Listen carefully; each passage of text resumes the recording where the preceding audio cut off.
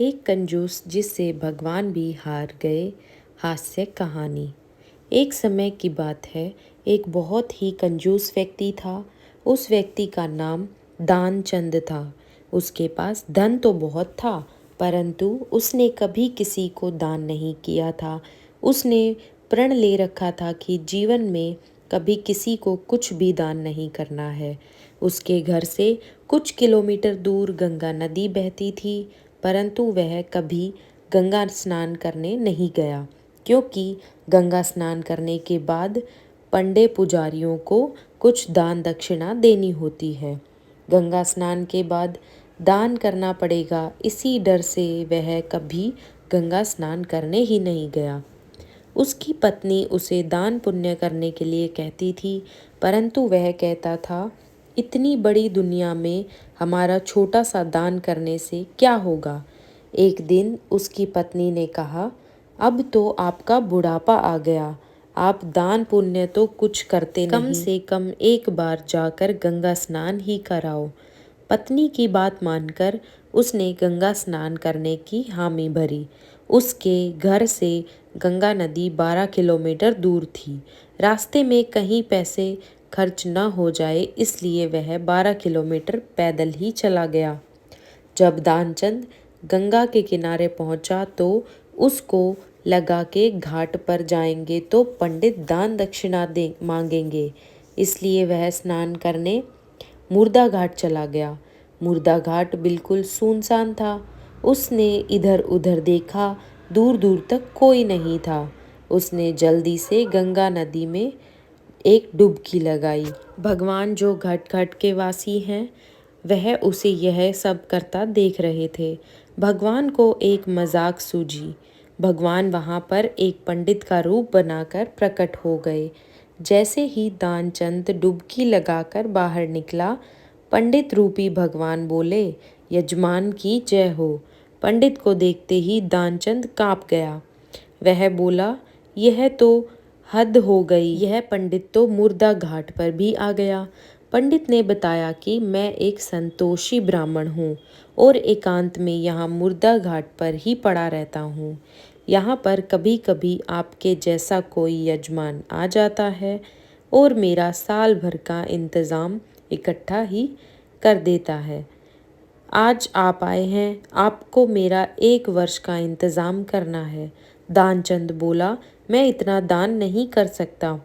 पंडित बोला, दान तो अपनी श्रद्धा के ऊपर होता है, इसलिए आप 6 महीनों का इंतज़ाम कर दो। दानचंद बोला, मैं 6 महीनों का इंतज़ाम भी नहीं कर सकता। पंडित बोला, तो 3 महीने। दानचंद बोला, नहीं।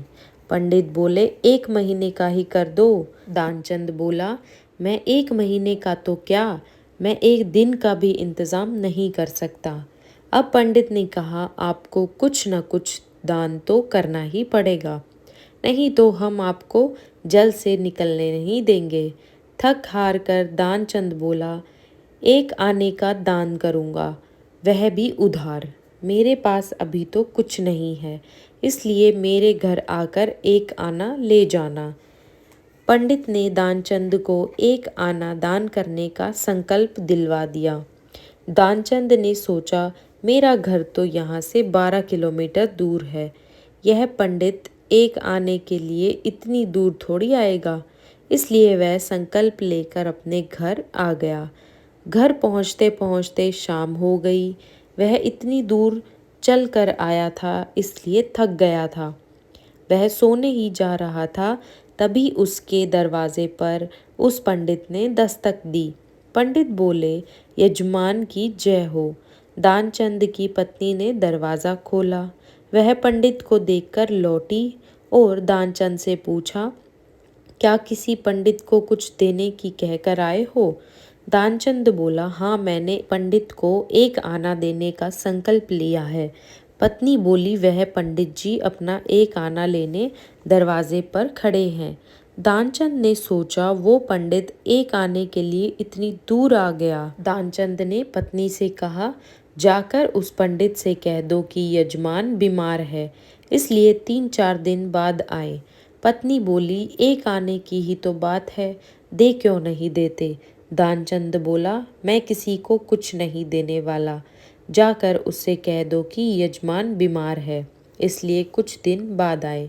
पत्नी ने दुखी जैसा मुंह बनाया और पंडित से बोली, महाराज, मेरे पति आज इतनी दूर पैदल चलकर गए थे, इसलिए वे बहुत थक गए हैं और बीमार हैं, इसलिए आप 3-4 दिन बाद आना।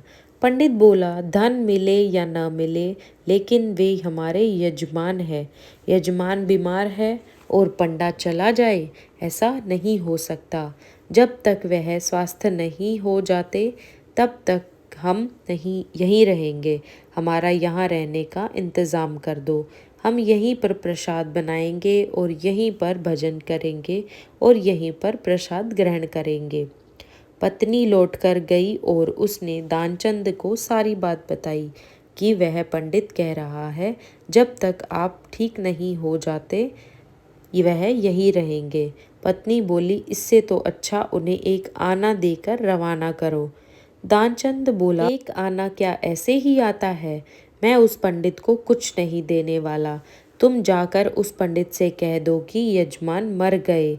ध्यानचंद को योग का अभ्यास था, इसलिए वह सांस रोककर पड़ गया। पत्नी गई और उसने रोकर पंडित से कहा कि वो मर गए, अब तो जाओ। पंडित बोले, अरे राम राम, यजमान चला गया। जब तक उसका अंतिम संस्कार न हो जाए तब तक हम कैसे जा सकते हैं? पंडित जी बोले, तुम महिला कहाँ कहाँ भटकती फिरोगी? हम सारे गांव में यजमान के मरने की खबर किए देते हैं। पंडित जी सारे गांव में खबर कराए कि दानचंद जी मर गए। सारा गांव दानचंद के घर इकट्ठा हो गया, लेकिन दानचंद ऐसा विचित्र आदमी एक आना बचाने के लिए सांस रोके पड़ा था। गांव के लोगों ने दानचंद को मुर्दा समझ के बांध लिया। अब उसकी पत्नी सही में रोने लगी और रो रो कर बोली, यह मरे नहीं हैं। गांव वाले बोले, बहन, यह तो तुम्हारा मोह है, जाने वाला तो गया, इसलिए धीरज रखो। पत्नी बोली, अरे किस बात का धीरज रखूं, यह मरे ही नहीं हैं। गांव वाले दानचंद को बांधकर अंतिम संस्कार के लिए ले गए। पत्नी बेचारी रोती रह गई, लेकिन वह विचित्र आदमी इतना सब कुछ होने के बाद भी सांस रोके पड़ा था।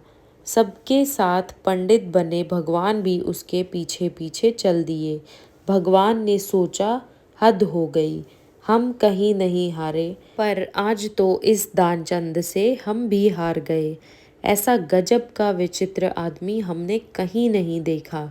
एक आना बचाने के लिए यह आदमी बिना मरे मरा पड़ा है और चला जा रहा है। जब दानचंद को लकड़ियों पर रख दिया गया और केवल अग्नि लगानी ही शेष थी, तब पंडित रूपी भगवान बोले कि यह हमारे यजमान थे, हम इनकी मुक्ति के लिए इनके कान में कुछ मंत्र बोलेंगे।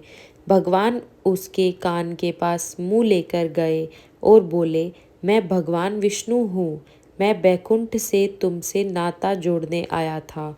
दानचंद ने जैसे ही सुना कि भगवान बोल रहे हैं, उसने धीरे धीरे आंखें खोली, लेकिन जैसे ही उसने देखा कि यह तो पंडित है, उसने फिर से आंखें बंद कर ली। भगवान बोले, हम हार गए, हम तुमसे कुछ नहीं लेंगे, तुम ही हमसे कुछ मांग लो। दानचंद धीरे से बोला, वह एक आना छोड़ दो बस। पंडित रूपी भगवान तथास्तु कहकर वहां से चले गए और दानचंद आंखें खोलकर उठ बैठा। हम उम्मीद करते हैं आपको हमारी कहानी पसंद आई होगी।